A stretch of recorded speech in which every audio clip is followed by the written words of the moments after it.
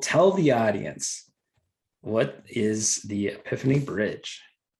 It's a great way to get people to where you are by telling a story, to having the person listening to the story to have the same epiphany in their world that you had in your world without telling them your epiphany or telling them to have one.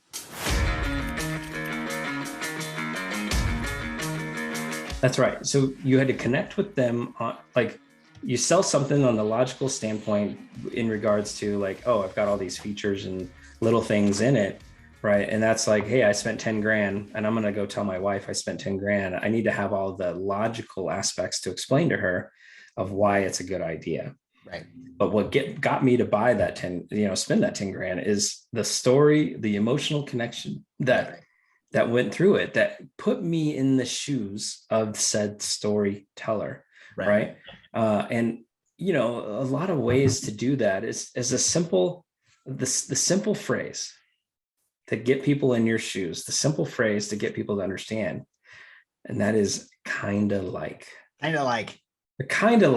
Like if you're telling a story and people don't quite get it, well, it's kind of like X, right? Like here's how I started explaining that, Corey.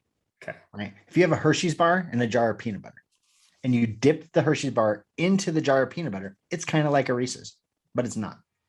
But it's kind of like, but you now visually see a Reese's peanut butter cup in your head. Right. And it makes you want one because I want one now.